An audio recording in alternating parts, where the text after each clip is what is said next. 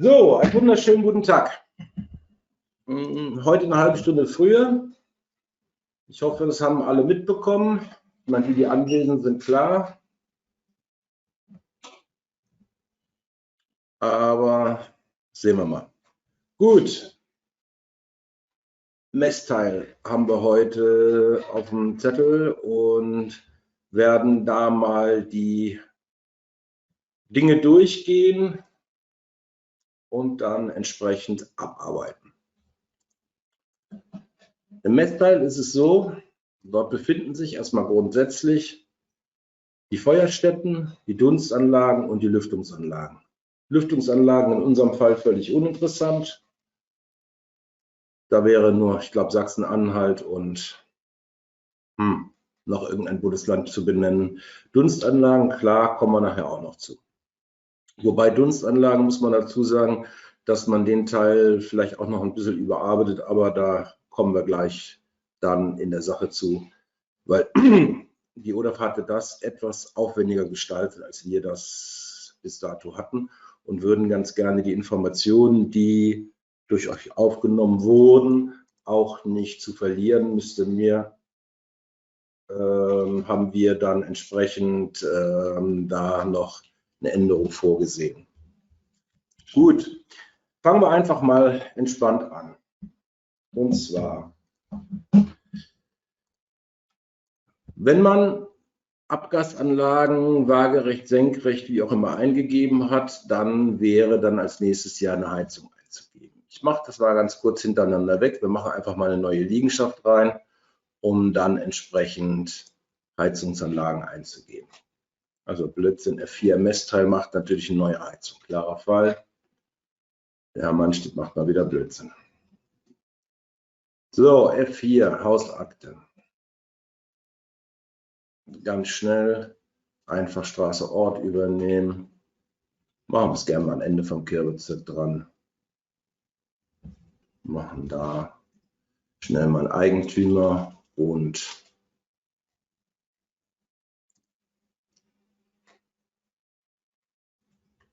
so, gehört mir mal wieder eine Liegenschaft.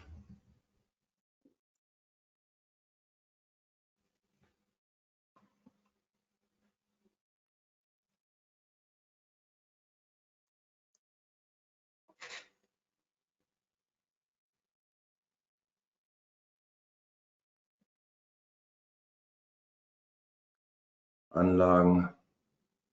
Machen wir schnell mal Schornsteine rein. SKF. So.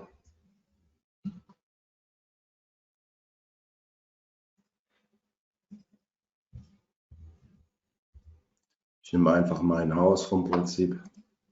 Dann geht das relativ einfach.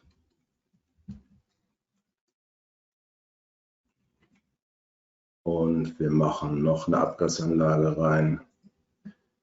SGF1. SGA1 natürlich. SGA1. Upsa, was mache ich jetzt falsch? S. Schornstein. AG1. Nee. SGA meinst du? SGA meine ich, ja. Ach, jährlich, SGA. Boah, wie komme ich auf die 1? Jährlich. SGA jährlich. So, jetzt haben wir es.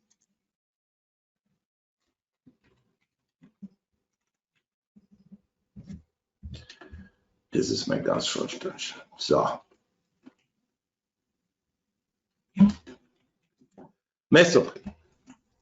Wir haben jetzt einen Rauchschornstein und wir haben einen zweimaligen Rauchschornstein. Das ist der erste. Und wir haben eine Abgasleitung im Schacht als zweiten Schornstein. Wenn wir jetzt anfangen, ist ganz wichtig, wenn diese ganzen Automatiken am Ende dann entsprechend laufen sollen, die kommen, dann muss das ganze Objekt in einem Stück hintereinander weg eingegeben werden.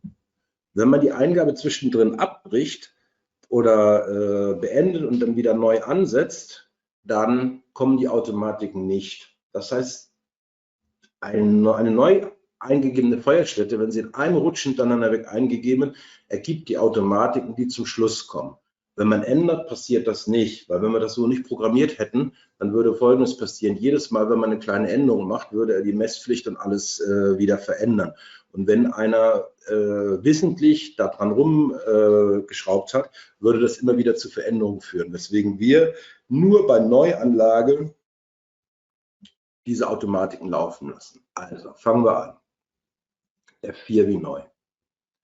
Als allererstes fragt er, ob ein Betreiber angelegt werden soll. Kann man bei einem Einfamilienhaus, muss man nicht.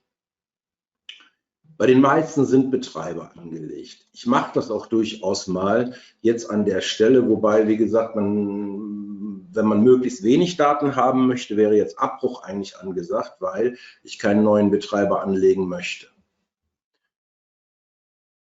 Aber wenn man einen neuen Betreiber anlegen will, also wenn es ein Mehrfamilienhaus wird, würde dann hier entsprechend OK kommen. Und jetzt geht da rein, ganz wichtig, da unten immer darauf achten, Bezeichnung der Wohneinheit. Erstes OG links, zweites OG rechts und so weiter und so weiter und so weiter. Betreiber, also ihr könnt es ruhig mal machen, ich mache einfach mal erstes OG rechts. Wie man das auch immer abkürzt. Dann kommt der Vorname des Betreibers und dann kommt der Nachname des Betreibers. Zusammen mit dem Kölner Weg 5 würde das dann eine komplette Betreiberadresse auch ergeben. Würde dann heißen, wenn hier ein Mieter drin ist, dann würde hier entsprechend der Name komplett ausgefüllt sein. Jetzt gehen wir mal davon aus, dass wir das Ganze in einem Aufstellraum haben. Im Keller. Upsala, da muss man dann einmal kurz aufklappen. Keller. Und jetzt geht es, wohin geht die Messbescheinigung? Dort gibt es mehrere Optionen. Wenn es sich um einen Eigentümer handelt, wie in meinem Fall Ralf Mann steht, dann bekommt ja der die Bescheinigung. Dann braucht da nichts drin zu stehen.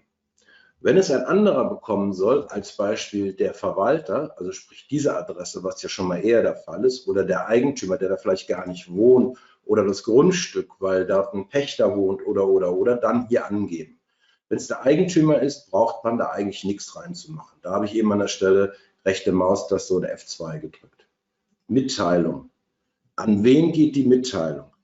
Das können auch Mehrfachnennungen sein, soll heißen, ich gebe dem Eigentümer und gegebenenfalls dem Betreiber eine Mitteilung, so dass sowohl der Eigentümer für die Wartung der Heizung entsprechend Bescheid weiß und der Betreiber entsprechend Bescheid weiß, dass er dort anwesend sein sollte. Auch wenn hier nichts steht, wie bei dem ewigen, dann bedeutet das, dass der Eigentümer das Ganze bekommt. Hersteller der Anlage, darauf verweise ich nochmal auf dieses F2. Dort kann man sich nicht nur dort, überall in den Feldern kann man, das war jetzt nur als Beispiel genommen, sich auch entsprechend Hilfen holen. Wenn man dann BU reinmacht und Enter reinmacht, schreibt er Buderus rein. Und diese Hilfen kann man auch entsprechend erweitern, wenn irgendein Herstellertyp da nicht drin ist. Dann kommt da, ich bleibe bei meiner mal, VI, so, Vito, Gas, wie auch immer das Ding weiter heißt, weiß ich nicht aus dem Kopf. Herstellernummer, Fabrikationsnummer, Fertigungsnummer, Baujahr. Ich tue jetzt mal so, als wenn es eine neue wäre. Errichtung, Monat, Jahr. Leistung, von bis. Eingestellte Leistung. Brennstoff, Aufklappen, Erdgas. Raum, Luft, abhängig, Mitströmungssicherung, ohne Gebläse. Irgend so was ist das. Er füllt schon mal ein bisschen was aus. Was er dringend noch wissen muss, ist, was ist es? Heizung mit Brauchwasser. 3. Ohne Gebläse hatten wir ihm eben schon gegeben. Raumluft unabhängig ist sie nicht, also wäre die 0 ja auch richtig. Sonstiges NT-Kessel. Upsala, Blockheizkraftwerk, nö. Blockheizkraftwerk ist er nicht, ist ja eine 5, okay. NT-Kessel. Feuerstättenart nach ZTV, auch hier nochmal F2 oder wie auch immer benannt. Oder meinetwegen rechte Maustaste, Heizkessel. Kurznotiz, kann man sich etwas zu dem Kessel dazu schreiben. Absperrvorrichtung 9, Überdurchgangshöhe 9, Lagenummer, so eine zusätzliche Nummer, vom Prinzip alles schon mal gut. Sie wird dreijährig BIMSCH gemessen, weil sie ja neu ist, jetzt aktuell, und wird jährlich Abgaswege überprüft, weil sie ja raumluftabhängig ist. Das hat er von sich ausgesetzt. Nicht irritieren, dass hier noch keine Rechtsgrundlage drin steht für den Feuerstättenbescheid. Der kommt gleich. Wenn ich das jetzt zumache, neue CO-Karte anlegen, ja. Wiederkehrend messpflichtig, dat. Und er setzt die Gebühren rein. Bei euch unter Umständen noch mit Rückfrage. Erst wenn man gesagt hat, nie wieder anzeigen, macht das direkt. Setzt ein Messergebnis rein und dann entsprechend sind auch hier die Termine und alles da. Wichtig. Diese Heizung ist jetzt so lange ungemessen in der Resteliste drin und so weiter, wie dieses leere Messergebnis vorhanden ist. Jetzt gibt es zwei Möglichkeiten. A, ich fülle dieses Messergebnis aus. B, ich nehme ihm das Messergebnis weg. Auch dann ist die Anlage für dieses Jahr erledigt sozusagen, weil sie nicht gemessen werden soll. Das bedeutet, diese leere Messung ist die Messpflicht. Wenn ich diese leere Messung rausnehme, dann ist die Messpflicht für diese Heizung erledigt. Könnte zum Beispiel sein, Korntrocknung wird dies Jahr nicht gemacht, weil die nicht in Betrieb war. Oder. Ne? Also kein Brennstoff vorhanden. Möchte ich für dieses Jahr auch nicht wieder hin zu der Anlage. Warum auch immer, dann würde ich ihm hier mit der rechten Maustaste die Messung löschen. Dann ist die Messpflicht für dieses Jahr erledigt. Solange da ein leeres Messergebnis steht, muss die gemessen werden. Ich messe die einfach mal. O2, Wärmeträger, Luft, Abgas, Druckdifferenz, alles Sachen, die absolut klar sind. Abgaswegemängel. Da wird es etwas aufwendiger. Und zwar, wenn ich hier an der Stelle jetzt F2 drücke, dann hat er sowohl diese nicht vorhandene als auch die Abgaswegemängel. Diese beiden Felder bearbeitet man hier im Grunde nach. Ich kann das gleiche auch hier an der unteren Stelle machen, ist eigentlich egal. Wichtig. Ein Strich bedeutet, das ist überhaupt gar nicht vorhanden. O2-Differenz im Ringspalt, Lufttemperatur im Ringspalt, Druckdifferenz im Ringspalt kann es bei mir hier alles nicht geben, weil es ja nichts raumluftunabhängig ist. So, und jetzt könnte ich sagen, wenn ich jetzt hier sage, Flammenbild ist nicht okay, mache ich da ein X rein. Ich nehme es wieder raus, X weg. Aber wir beanstanden sie durchaus mal. So. Beseitigung Frist bis zum, jetzt hat er eine ganz klare Frist, auch da wieder rechte Maustaste. Möchte ich gern, dass das in 14 Tagen erledigt ist, also Freitag den 1. sollte das erledigt sein. 1. April, das wird was sportlich hier von mir gerade gemacht. 1. März meintlich. So, wenn es empfohlen ist, entsprechend da das Datum rein. Der Rest ist soweit okay.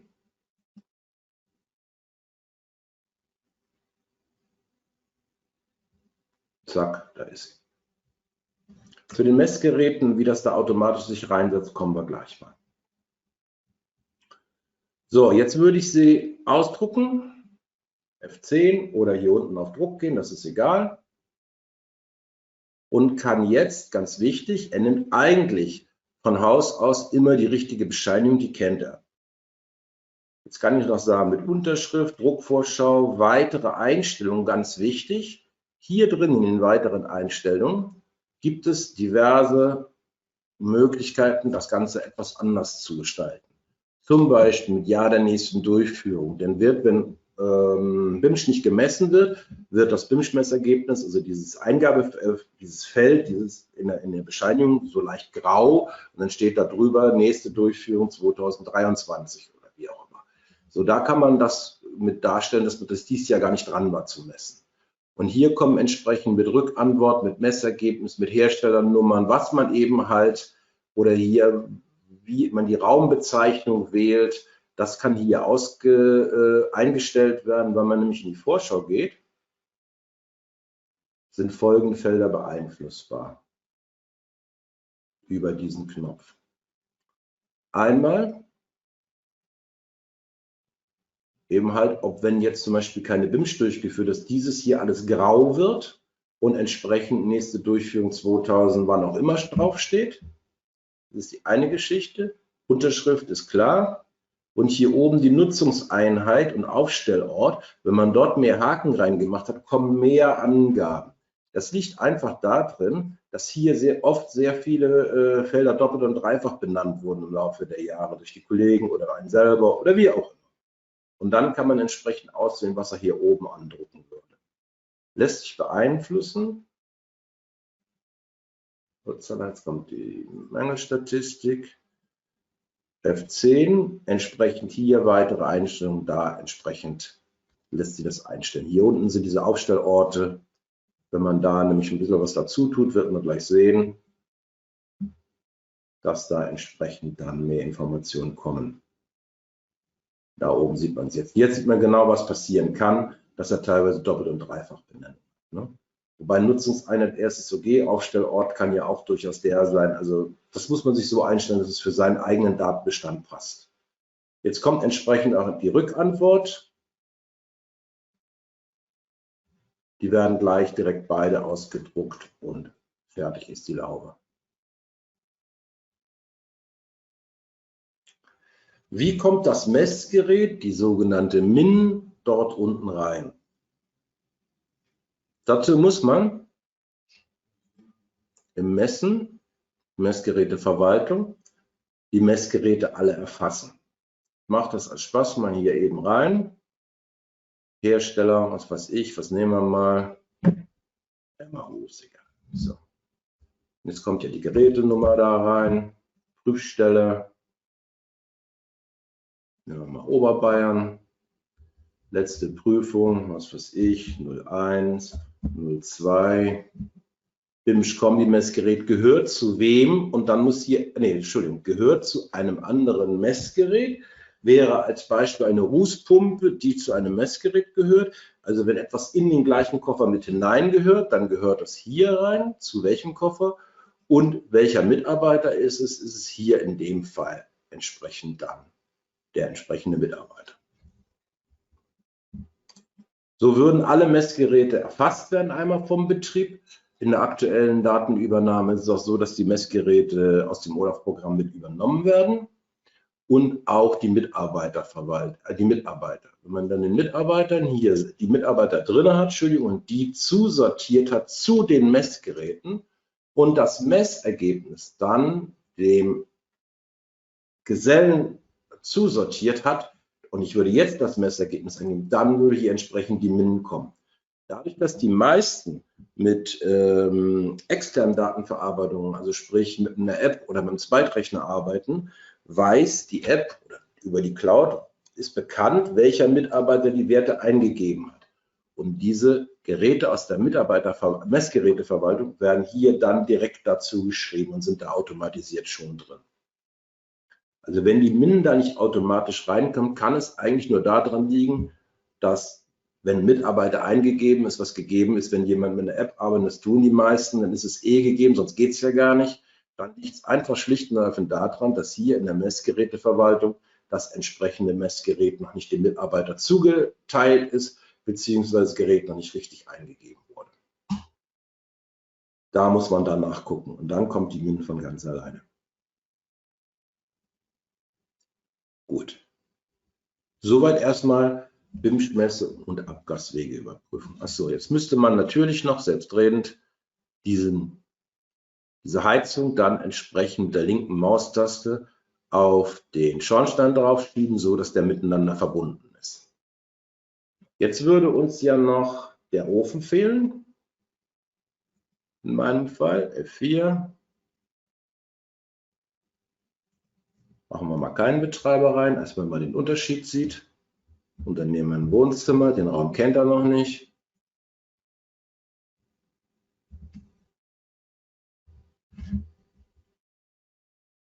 Wohnzimmer im Erdgeschoss, kann dort noch ein paar Angaben zum Raum machen, würde dann als Beispiel meinen Ofen eingeben. Das ist jetzt zwar nicht meiner, aber was anderes fällt mir gerade nicht ein. Fabrikationsnummer, Baujahr, Leistung 8 kW, Brennstoff, Scheitholz, Scheitholz, Scheitholz, zack. Raum ist unabhängig, horizontal durch die Außenwand, ohne Gebläse, zack. Anlagenart, Einzelofen, ohne Gebläse. Also 4 ist ohne Gebläse. 2, 4,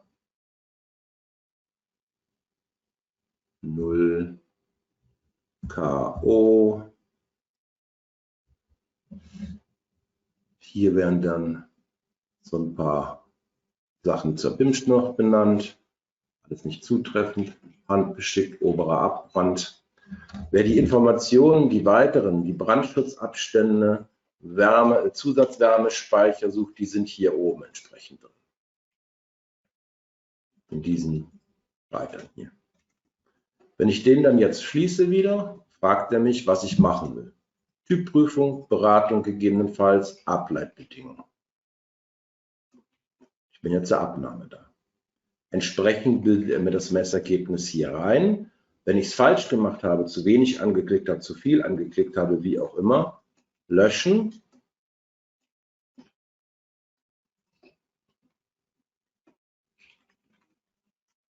Löschen. Nein, möchte ich nicht. Ich möchte es einfach nur löschen. So.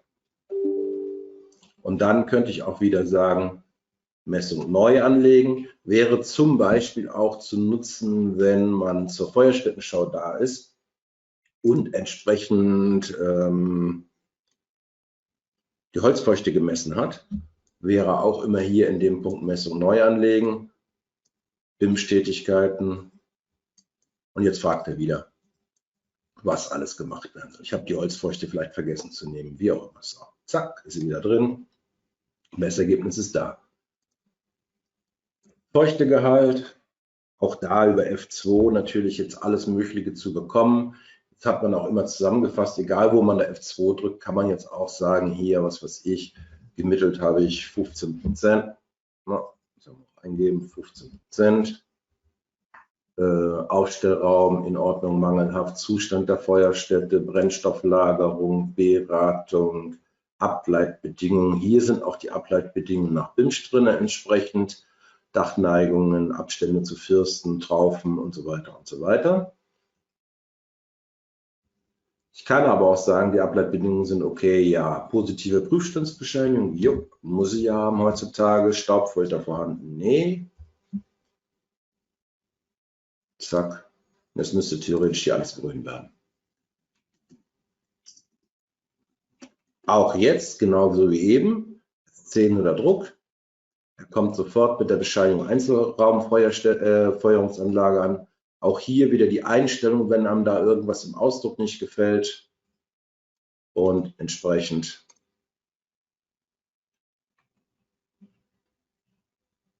passt die ganze Sache.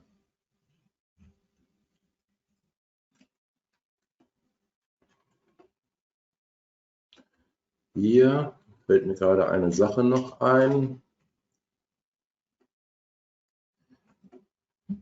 Hier gibt es so einen Knopf, wer jetzt schon mit dem Programm arbeitet, einmalige Feststofftätigkeiten immer ausgeben. Da ist eigentlich mit hinterfragt, dass die Anlage 24 außer Betrieb geht und. Das würde er dann jedes Mal mitdrucken. Der ZDV hat das eigentlich im Ursprung nicht haben wollen, sondern es werden immer nur die Dinge bescheinigt, die an dem Tag überprüft oder festgestellt wurden. Aber das ist bei einige empfinden das nicht als praktisch, weil sie möchten dem Kunden eigentlich permanent mitteilen, dass 24 seine Anlage rausfliegt. Nicht, dass nachher am Ende des Tages da 24 das große Erwachen kommt, so nach dem Motto, das habe ich Ihnen doch schon vor 4 Jahren oder vor 8 Jahren oder vor 6 Jahren oder wie auch immer erzählt. So kann man das Ergebnis da immer wieder mit rausgeben, was man auch machen kann. Und man kann auch diese Ofenampel dem Kunden mitgeben, dass der Kunde weiß, dass sein Ding da rausfliegt, wenn das noch der Fall ist. so dass man da nicht am Ende des Tages dasteht, so nach dem Motto, das hätten Sie mir auch mal sagen können. Das sind dann die Möglichkeiten, was man da entsprechend machen kann. Auch hier hat er entsprechend gleich die Gebühren mitgebildet und würde dann gegebenenfalls, wenn ein Feuerstättenschau-Datum aktiviert ist, würde auch die Orange schalten, so dass sie entsprechend mit abgerechnet werden. Hier auch wieder zusortieren zur Feuerstätte, vielleicht noch ein Verbindungsstück dazwischen machen, wie auch immer das gewollt ist. Wenn die Anlagen drin sind, ja, machen wir erstmal Schluss an der Stelle und sehen mal zu, ob es irgendwelche Fragen zu dem Thema gibt. Bei mir ist beim Eingeben eigentlich. Also genau zu dem Thema nicht. Es gab halt eine Frage, Anlagen kopieren, einfügen bzw. sich Vorlagen anlegen, Okay. dass man nicht alles wieder neu eingeben muss. Ja. Also es gibt da einmal die Möglichkeit mit C und V, nicht mit Steuerung C und V. Wenn ich einfach nur auf das C drücke, dann hat er mir die Heizung jetzt in den Wiederholungsspeicher reingetan. Wenn ich jetzt auf irgendeiner anderen Liegenschaft oder auch bei der gleichen, das spielt eigentlich gar keine Rolle, wieder ein V drücken würde, würde er mir eine neue Feuerstättenkarte anlegen und entsprechend würde er diese Heizung einfach dabei tun.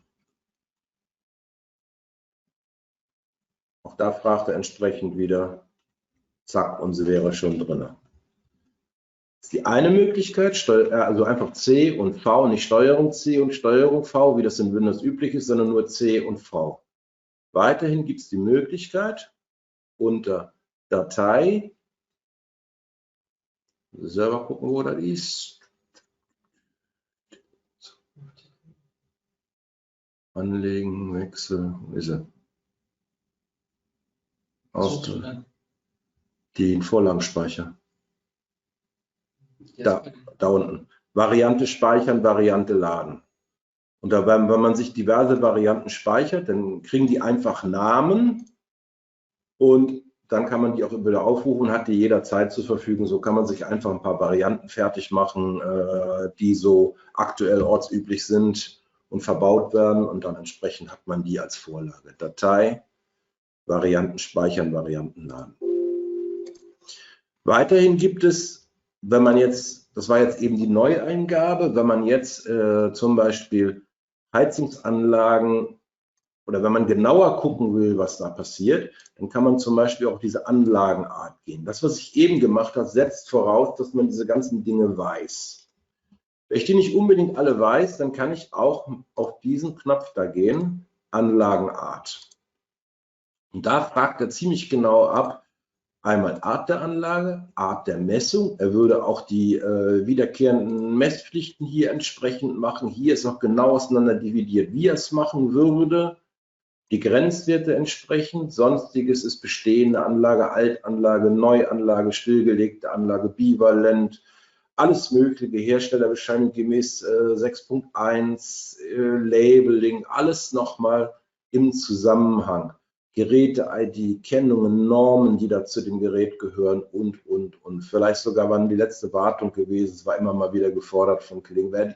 Welcher Heizungsbauer wartet das Ding? Alles Möglichkeiten, die vorhanden sind. Ja, kann man mal so sagen. Wäre da hier unter Anlagenart.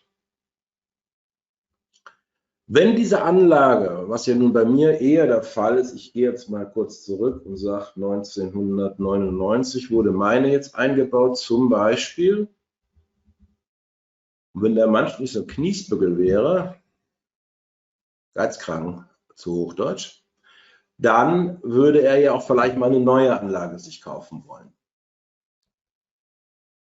So, und wenn ich das machen möchte, dann würde man praktisch folgendermaßen vorgehen. So, der hat jetzt eine Beanstandung, kommt von 99 und der Mannstedt gibt sich jetzt einen Ruck und sagt, gut, komm, das Ding, das fliegt jetzt raus, das gibt 9. Datei, Austausch der Anlage, die Gebühren, das da, kann direkt mit weg. Die leere Messung brauche ich noch, weil die ist ja gemessen worden in diesem Jahr, nicht schlecht gemessen, brauche ich für die Statistik. Wenn ich zum Beispiel da hingekommen bin und die Heizungsanlage ist da einfach neu da gewesen, ich habe wiederkehrend überhaupt nicht da, dann würde ich natürlich die leere Messung direkt auch mit entfernen, weil sonst wird er mich ja permanent auf eine Messpflicht aufmerksam machen von dieser einen Anlage. Für die neue Anlage, die Gebühren werden sofort aktiviert. Nein, die werden 23 in meinem Fall aktiviert, weil diese habe ich ja schon in Rechnung gestellt und diese Heizung werde ich so fortlaufend ja nicht in Rechnung stellen, sondern die wird ja über die Bauabnahme gemacht. Leere Messung möchte ich auch nicht anlegen, aber Aufstellraum, den möchte ich übernehmen, weil das Ding wurde ja nur 1:1 ausgetauscht. Okay. Yep. So, und jetzt ist das hier, da sieht man den großen roten A, eine Altanlage. Und dieses wird jetzt hier die Neuanlage. Sieht man auch schon hier an der Stelle, sieht man, wenn gleich die dritte Kachel da entsteht, auch, dass das eine Neuanlage ist. So. Ich bleibe bei Viessmann, war ich ganz gut zufrieden mit. Und dann heißt die irgendwie anders. Da gibt es auch mal eine Herstellnummer.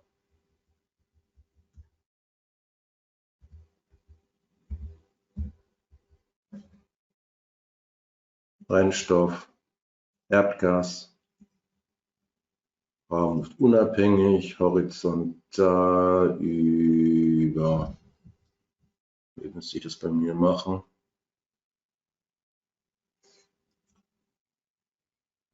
Ne, über Dachblitzen.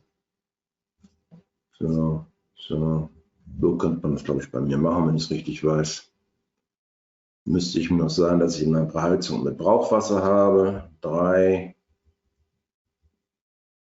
HK. Ja. 0,4er Toleranz, kein Deckel vor. Passt.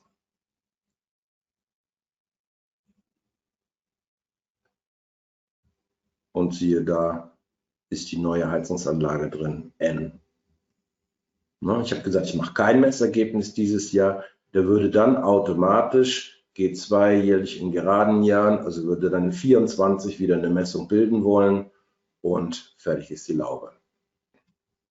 Ich muss aber gerade dazwischen setzen. Du hast gerade aus Versehen die CO-Karte von der ersten Feuerstätte gelöscht. Habe ich das? Ja. Okay. Da vielleicht mal sagen, dass man da nicht löscht. Hat sich, glaube ich, verklickt. Ja. Da ist jetzt nämlich auch die durchgefallene Messung mit der CO-Karte verschwunden. Das Problem ist dabei bei den CO-Karten ist folgendes. Ich zeige das mal ganz kurz. Hier auf der neuen kann man es zeigen. Es gibt immer den BIMSCH-Teil, der ist vorne nur zusammengefasst. Normal braucht man den Teil da hinten gar nicht zu berücksichtigen. Aber es ist so, dass dort ein Teil des Messergebnisses, zwar der Abgaswegeteil, gespeichert wird. Insofern war das jetzt eben von mir falsch, das zu löschen. Die Karte hätte ich lassen sollen. Er hätte die Altanlage sowieso, deswegen kann man das einfach stehen lassen. Im Jahreswechsel von nach 23 hin schmeißt er die sowieso raus, die Altanlagen standardmäßig. Es sei denn, der Anwender sagt, nein, das möchte ich nicht, ich möchte die Altanlagen gerne mitnehmen und die sollen weiterhin drin stehen bleiben. Ne? Jemand, der Mehrfamilienhäuser hat, schüttelt jetzt den Kopf, aber weil dann wird es nämlich etwas unübersichtlich, aber bei Einfamilienhäusern ist es ja durchaus machbar. Ja, hat der Kollege recht gehabt. Gut, ich würde die Feuerstätte 1 sofort auch an diese Abgasanlage dran setzen und dann ist es durch. So würde man eine Anlage austauschen. Und so kann man da in dem Dialog eigentlich auch kaum Fehler machen. Fragen zu den reinen Heizungsanlagen erstmal noch jetzt.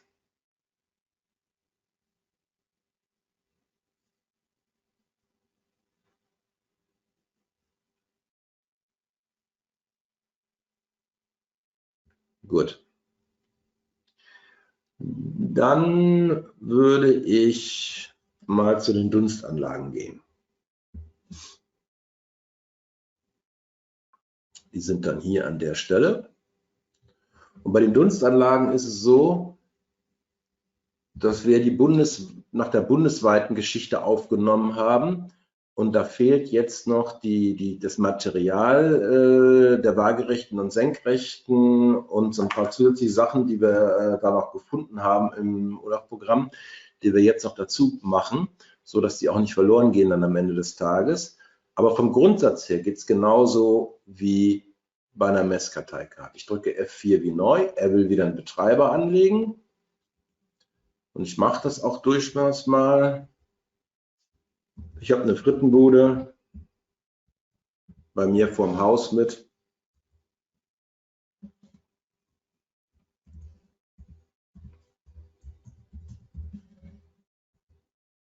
Aufstellungsort.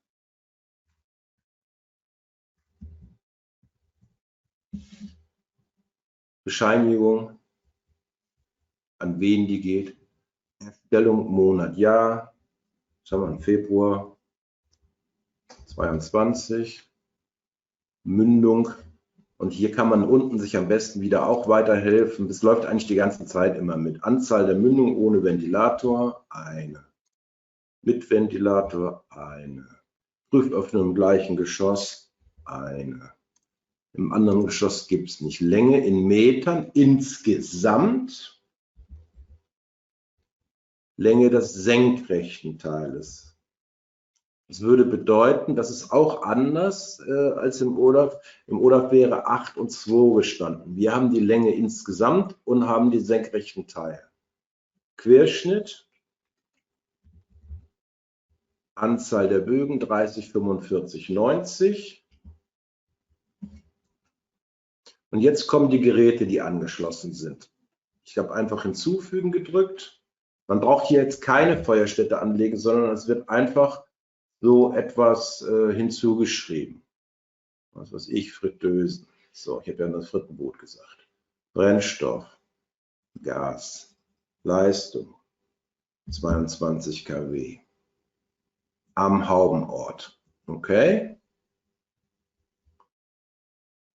Bauform der Haube, Deckenhaube, Nutzungsart natürlich gewerblich. Zeitaufwand kann man da reinmachen, kann man aber auch die Gebühr machen, das ist eigentlich egal. Ventilator, was weiß ich, hat da 8 kW, 2.500 Kubikmeter die Stunde. Aufstellungsort an der Mündung, Fabrikat, was weiß ich, Kurz und Weber, ich weiß gar nicht, ob die sowas bauen. Tätigkeit, DA2, zweimal im Jahr, Rechtsgrundlage kommen, 2 Termine kommen und man kann ihm hier auch gleich sagen 45 Minuten. Leere Messung anlegen, jo, auch da kommt das entsprechend und jetzt würde entsprechend dieses Messergebnis kommen, wo man dann sagen, leichtmäßig, stark verschnupft, beschädigt, ja, nein und so weiter und dann auch wieder mit Fristen, Nachprüfungen und dann entsprechend würde dann hier der Ausdruck entsprechend generiert werden.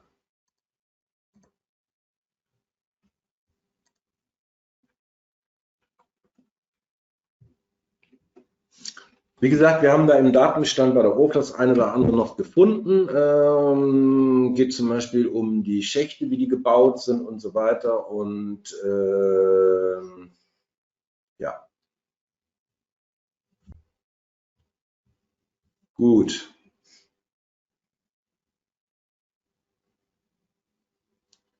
Feuerstätten. Vielleicht eine kleine Frage zur Nummerierung kam gerade rein. Ja. Kann man die Karten neu nummerieren, dass man oben die Nummer ändert oder über F11 die Nummerierung? Das gibt 2 Sachen, wie man es machen kann. Man kann einmal unter F11 erscheinen hier die Karten und kann die per Drag und Drop verschieben. Dann schaltet man die einmal los. Oh, Nico, war das nochmal? Ja, rechts neben den 2 Männchen, der müsste das sein. Der da? Ja, ich meine ja. Ja, genau, der. Und dann kann man die verschieben. Jetzt sortiert er die um. Da muss man aber auch danach noch drücken, neu nummerieren. Zack, jetzt hätte er die neu nummeriert. Einmal da drauf gehen, um sie dann händisch hier zu verschieben. Da drauf gehen, um sie neu zu nummerieren. Eine Lösung. Eigentlich ist ihm die Nummer hier an der Stelle aber eigentlich auch wurscht. Da kann man reinschreiben, was man will. Es sollte nur übersichtlich sein, weil er braucht diese Nummer nicht zum Zusortieren zu irgendetwas, sondern ich kann hier einfach Nummern reinschreiben. Das ist ihm eigentlich ganz egal. Diese Nummer ist eigentlich wurscht hier an der Stelle.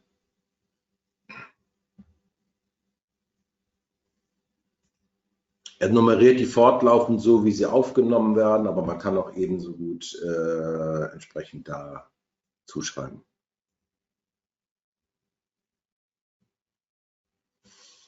Gut. Wenn wir das dann nach vorne betrachten, dann erscheinen hier die Dunstanlagen Straßenkante, Alibaba entsprechend da und würden dann entsprechend auch in den Touren mit berücksichtigt werden.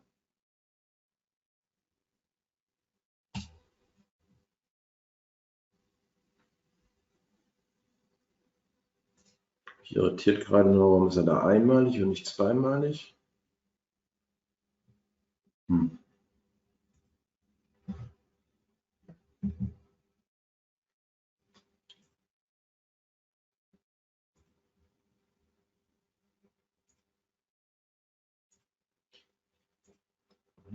Das war falsch. Das war der andere Knopf, mit dem man es dann einmal macht.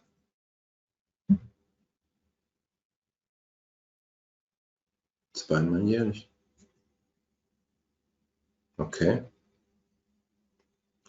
Wer da einmal jährlich drin stehen, das liegt eigentlich immer an dem, mir ist unklar im Moment warum, weil eigentlich sagt Überprüfung pro Jahr zweimal jährlich, aber wenn man einmal dran das einmal macht, dann macht das immer zweimal. Das muss ich nochmal überprüfen lassen, warum man es nicht von sich aus macht. Weil eigentlich war es eingestellt. Weil so muss es als Ergebnis nachher dastehen, dass 45 Arbeitswerte pro Tour da sind. Kann ich Bescheinigung auch an Hauseigentümer und Betreiber versenden? Ja, das sollte auch gehen, indem das hier oben Eigentümer und Betreiber. Oh ne, gibt es nur eine Nennung? Das ist nur eine Benennung. Okay, dann muss an der Stelle passen. Okay. Ne, kann nur einer kriegen bei uns. Ansonsten halt über F10 in der Formularauswahl. Da kann nochmal. Wenn es ausnahmsweise so sein soll, dann kann man, glaube ich, hier über. Da kannst du links anpacken oder an. Kann man hier auf den Betreiber gehen und dann entsprechend hier das auswählen. Aber dass es immer so ist, ist nur einer, ist nicht vorgesehen momentan. Weil eigentlich steht ja immer standardmäßig immer noch der Eigentümer drin, weil der Betreiber ja eigentlich ja, oftmals das gar nicht wissen soll unbedingt. Viele Eigentümer mögen das nicht gern, wenn die Betreiber wissen, was für schlechte Anlagen sie da drin stehen haben.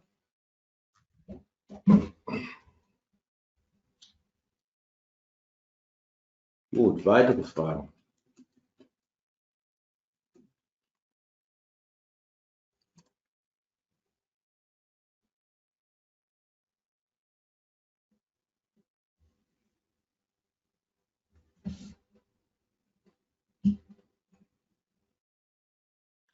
Nix. Gut. Dann hätten wir noch Anlagen. Was fehlt da noch bei Messungen? Fehlt da noch was oder haben wir alles? Die Dunstanlagen, wir haben die normalen Feuerstätten, Feststoff wie auch andere. Achso, wir können mal eben eine BIMSCH-Feststoffanlage da noch mal reinmachen.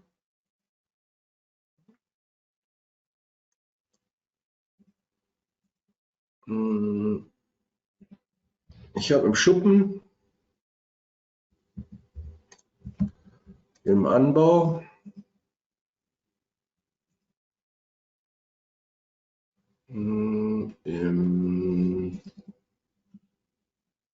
was mache ich jetzt? Das habe ich Blödsinn gerade gemacht.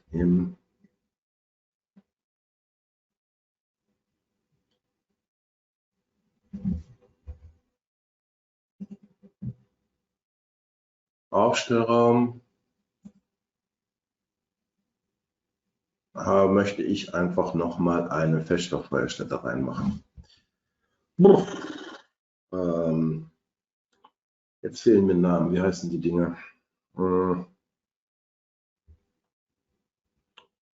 Ja. Über die Lupe beim Typ. Hm? Du kannst ja über die Lupe beim Typ die eine auswählen. Ja, das geht auch, wenn ich eine DIN drauf habe, hoffentlich.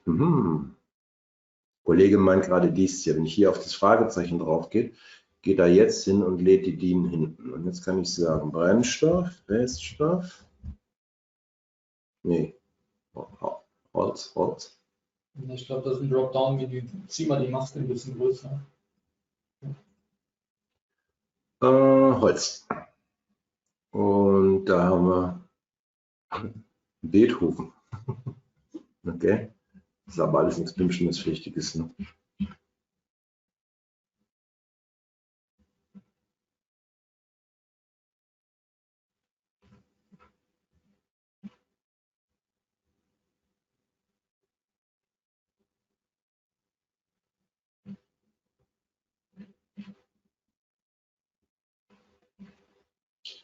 Gib mir doch einer mal bitte mal einen Hersteller.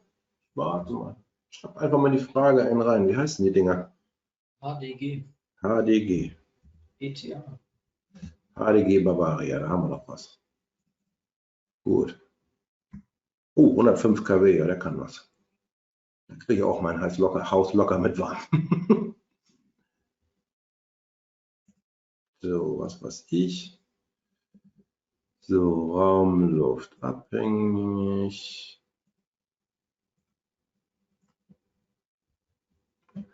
Anlagenart.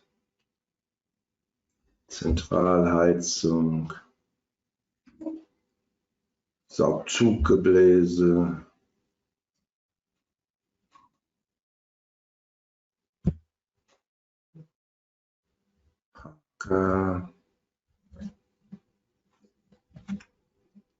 So, und wenn ich den jetzt, da steht gerade jährlich in geraden Jahren, wiederkehrend messpflichtig und ersetzt das entsprechend auch so rein. Wichtig jetzt, wenn ich Messergebnisse eingebe, dann gebe ich die tatsächlich gemessenen Werte ein. Soll heißen, nicht da irgendwelche Differenzen abziehen.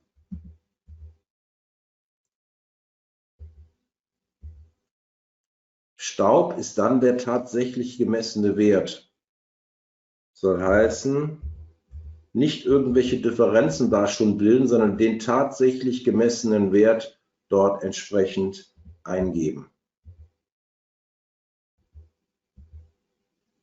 NOx wird, glaube ich, noch gar nicht gemessen. Ne? Mal sehen, ob das schon gereicht hat.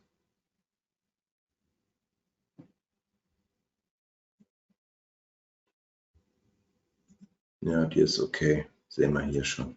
Hat schon gereicht.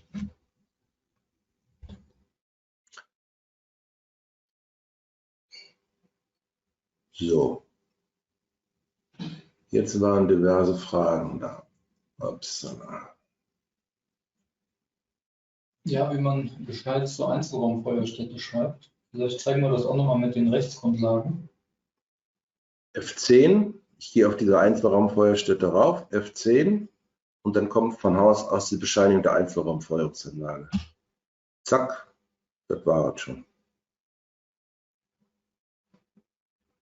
Positive Prüfbescheinigung entspricht der Verordnung. Alles gut. Ganz normal, wie man auch ein BIM-Messer gibt, also eine BIM-Messung oder ähnliches ausdruckt. Fabrik sein, entsprechend neues Hausgasheizung. Achso, das hatten wir schon mit der Vorlage. Okay. Dann kann in der Bescheinigung an Eigentümer betreiben, hatten wir auch schon. Schreibe den Bescheid zur Einzelraum. Wie schreibe ich den Bescheid zur Einzelraumvorstelle? Ja, das war das eben hier, der F10 ganz normal, wie immer, dann sucht er schon den richtigen normalerweise aus. Und den Pool. Das war wegen der Anlage, weil die so viel kW hatte. Wasser. Wo muss ich diese ausfüllen? Wenn ich das Messergebnis rein tue hier an der Stelle, und dann ist es eigentlich schon ausgefüllt. Wenn ich da drin noch weiterhin etwas ändern möchte, kann ich das natürlich gerne machen, indem ich wie immer einfach in diesen Editiermodus reingehe. Was weiß ich, mache hier eine Bemerkung rein und würde jetzt reinschreiben, Achtung, Austausch in 2024. Und damit der Kunde das auch wirklich sieht, wenn es dann ein besonders hartgesottener ist, dann gehe ich hin und mache ihm das auch noch mal größer.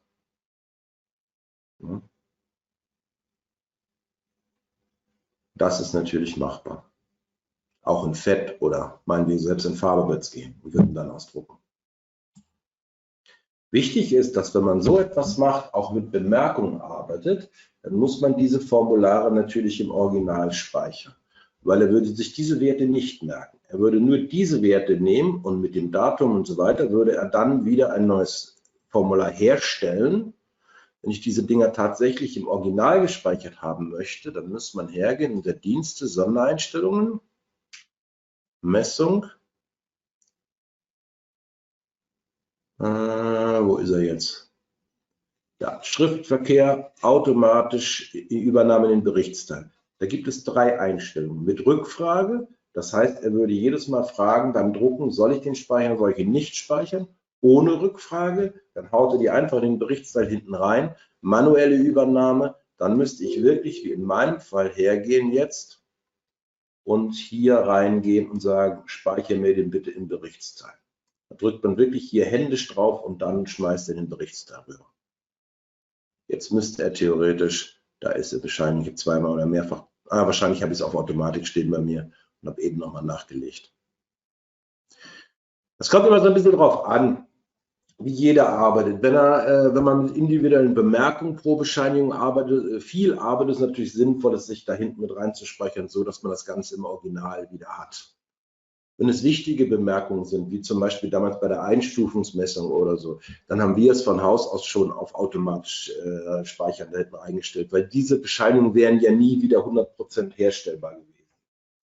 Also das heißt, das ist so eine Geschmackssache. Wer 0815, also was heißt 0815, wer die Dinger so ausdruckt, Messergebnis, Ergebnis, und wenn etwas geschrieben wird, kommt ein separates Stück Papier, also ein separates Anschreiben dabei, der bräuchte es nicht. Wer in die Messbescheinigung individuell hineinschreibt, der sollte bitte dann auch die Dinger entsprechend speichern lassen vom System.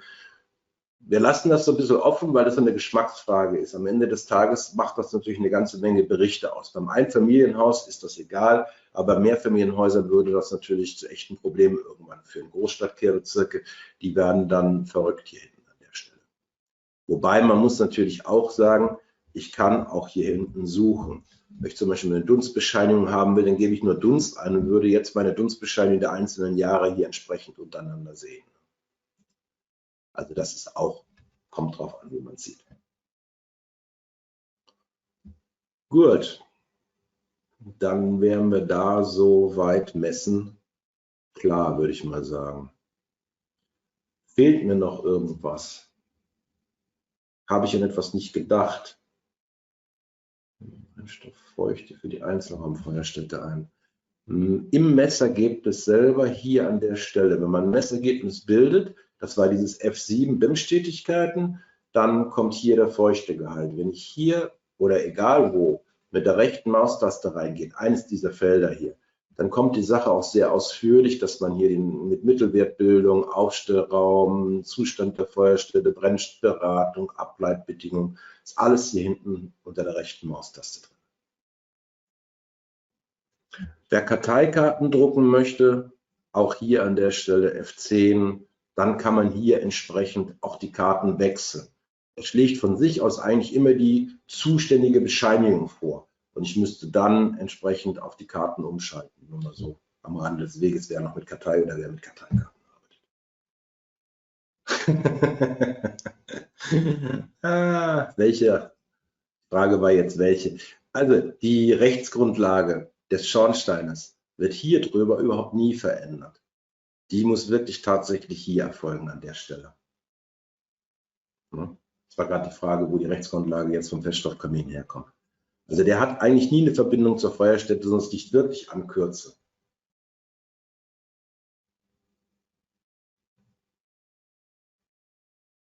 Ich weiß nicht, was hat der jetzt für eine durch den SKF 2 mehr als gelegentlich, aber nicht regelmäßig benutzte Feuerstätte und Räucheranlage.